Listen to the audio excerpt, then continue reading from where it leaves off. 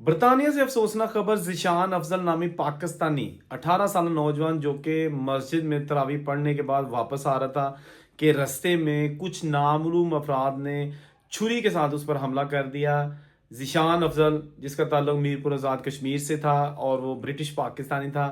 وہ موقع پر ہی دنیا چھوڑ گیا، جبکہ اس کے ساتھ دو اور مسلمان نوجوان، ایک کی عمر 21 سال اور ایک کی عمر 19 سال،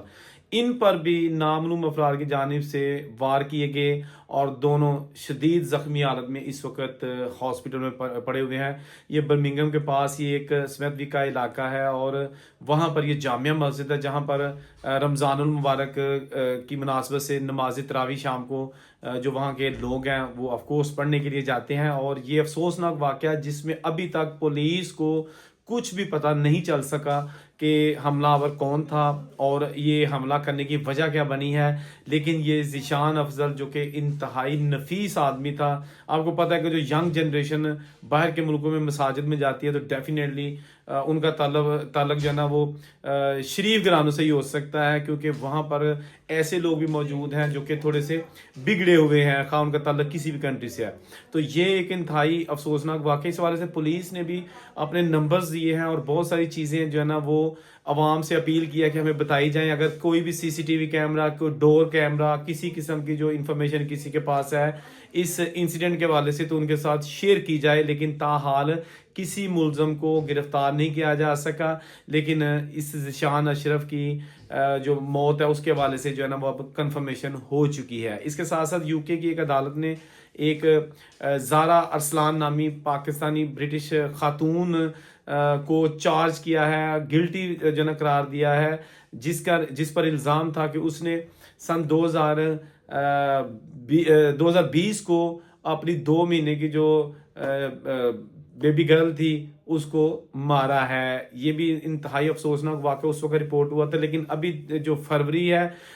2026 اب اس کو گلٹی قرار دیا ہے، تو اس لیے یہ خبر ابھی میڈیا میں آئی ہے کہ جی کیسے ایک سنگ دل ماں اپنی اس طرح کے جو شیرخوار بچی ہے اس کے ساتھ اس قدر بھیانک چیز کر سکتی ہے۔ واقعہ جو رپورٹ ہوا ہے پولیس کے مطابق، یہ 2020 کو پولیس کو ایک کال جاتی ہے کہ جس طرح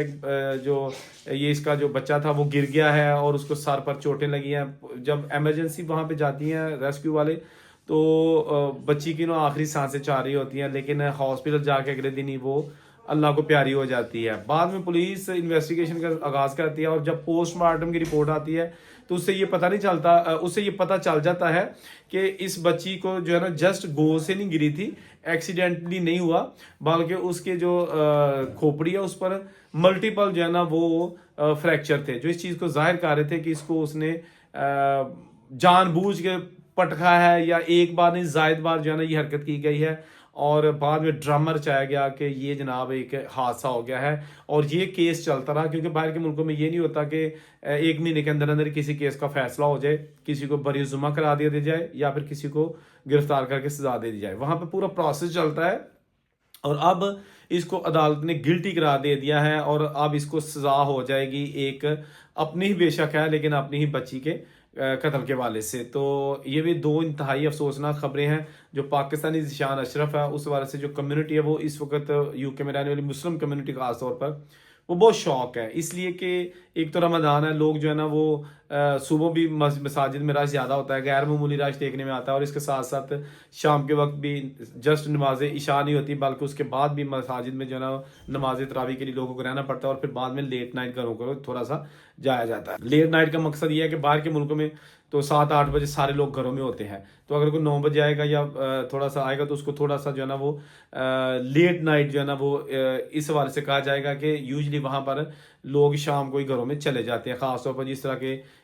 زیادہ گنجان آباد علاقے نہیں ہوتے۔ تو یہ اب تک کی اپڈیٹس تھی، جہاں رہے خوش رہیں، اللہ تعالیٰ سب کو اپنے حفظ و امان میں رکھے۔ اللہ حافظ۔